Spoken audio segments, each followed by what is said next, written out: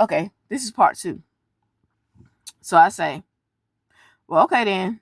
I went to the doctor because the bottom of my stomach was hurting real bad. Oh, and I was just having these darn migraines. These headaches hurt me so bad. I never had headaches like that. So I went to the doctor, and the doctor say, well, it's either 2 things. Either you got a bad UTI, or you pregnant. So he gave me the test, and it was I had a bad UTI. And, he checked for other stuff. He said, well, you don't have no STD or nothing. You clean. He said, you clean. He said, you just got a bad UTI. And I said, well, yeah, because I get them normal. He said, yeah, I know because I done treated you. I said, yeah, you treated me a lot of times with the bad UTI. Y'all don't pay attention to my hair. I got to wash it. That's why I ain't did nothing. I got to wash it. So, anyways, I went back. My doctor gave me some medicine, cleared the UTI in 7 days. Went back in 7 days, took another pregnancy test. I took one at home, and it said it was positive. So I went back to the doctor, and then they gave it to me through my blood. They drew my blood, and they said, yeah. They said, Miss Higgins, he said, yeah, you pregnant. He said, you pregnant. So I said, woo. When I tell you, I couldn't tell nobody, but I made one mistake. I messed around and left the pregnancy test that I took. I left it in the. I caught myself trying to hide it in the bottom of the trash can. And my little nosy baby sister went in there. She went into the trash, and she seen it. And she said, who pregnant? I said, me, honey, I kept that thing to myself. I kept it to myself. I said, honey, I don't know who you talking about. I said, honey, it ain't me. It ain't me. And my older sister say, oh, if it ain't me. It ain't me. She said, it's most definitely not me, because I'm on the birth control. I wasn't on the birth control. I ain't believe it. So, and my baby sister say, well, the doctor told me it's going to be hard for me to have kids, so I can't handle kids. She said, so ain't nobody else been here. Ain't nobody been in here. She said, you pregnant. I know you is. So I had to break down and say, yeah, I'm pregnant. So what? Well, what you gonna do? What you mean what I'm gonna do? I'm gonna keep my baby. I'm like there. So after I found out I was pregnant, that's when all the trouble started between me and her. This is the part that I'm dreading to tell, because this is from my perspective. I've learned a lot of things from him. When he found out I was pregnant, then he told me his real age, which he was in his 30s, but he was close to 40, like I said he was. He was 38 years old, and that he already had 6 other kids, but he didn't claim but 2 of them. So, yeah, that's how Zoe came along. And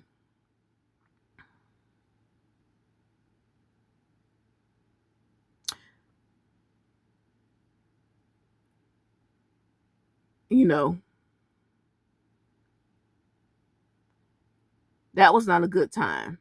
For me, it was not a good time. Oh, and let me tell you about how my mama tried to make me marry. Honey, she found out I was pregnant. She gonna say, look here. She went and told my daddy.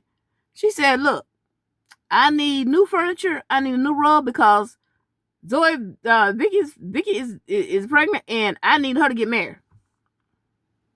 And my daddy, he was looking at me like, you gonna marry this man? I'm like, Daddy, this is all in my mama head. This is my mama. I said, I ain't said I was gonna marry that man. He told my baby's daddy told my mama that he was gonna marry me. And I said, no, I'm not having no shotgun wedding. I said, I'm not having no shotgun wedding. I said, we ain't even, we together, but we ain't like that. We ain't like that, because I knew he was hiding something. I just couldn't put my finger on it. And he was trying to play into it.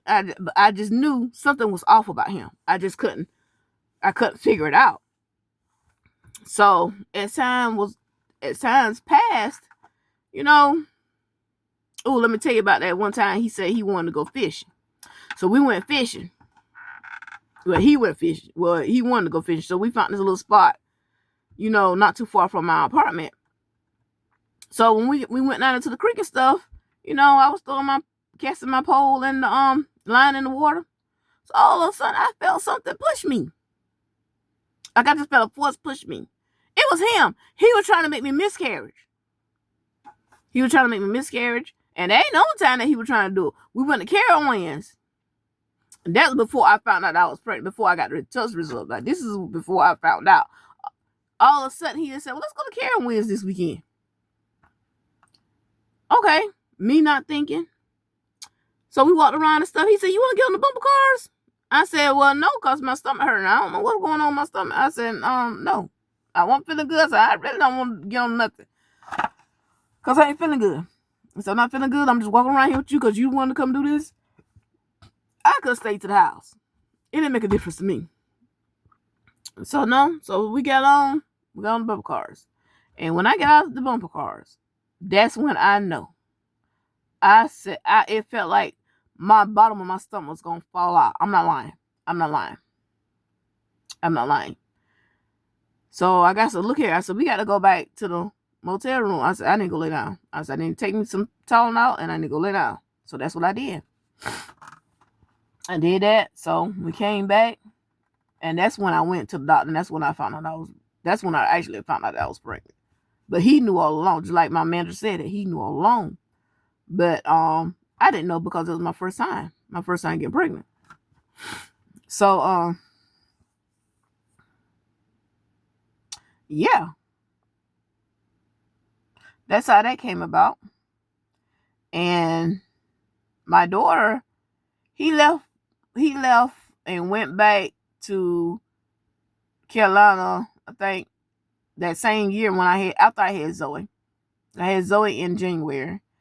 And he came, he saw her, and then he went and got another job up there in Carolina.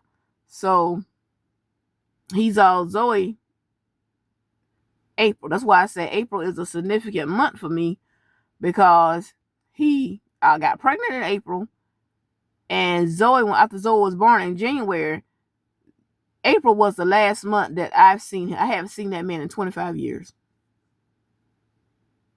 Haven't heard from him. Zoe haven't heard from him. Zoe said she don't care if she don't never hear from him. She said she ain't, because he know what he did. He left her. He left her hanging. So it just been me, Zoe, my sisters, and my parents helping me raise Zoe. And we raised a wonderful, beautiful young lady. It's just sad that he missed out on. He just don't know what he missed out on. He just don't know what he missed out on. So, yeah. That's how Zoe came about. And anybody want to know, because, people had spread lies about Zoe's dad.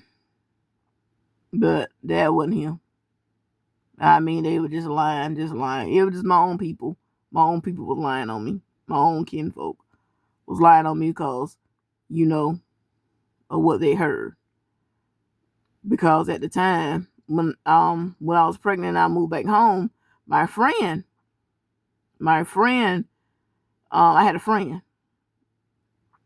And he went and told his girlfriend that Zoe was his child. Know damn well that Zoe wasn't none of his baby. He knows Zoe wasn't none of his baby. But he wanted a baby so bad. And I'm like, no, you cannot. Why are you going to claim something that ain't none of yours? But that's neither here or there. But yeah. That's how I got Zoe. And she's the best thing that ever happened to me. She made me grow up. And I grew up quick. I grew up real quick. Now, I ain't saying that I ain't made no mistakes along the way, because, honey, I study making mistakes every day. But, yeah. That's how I got Zoe.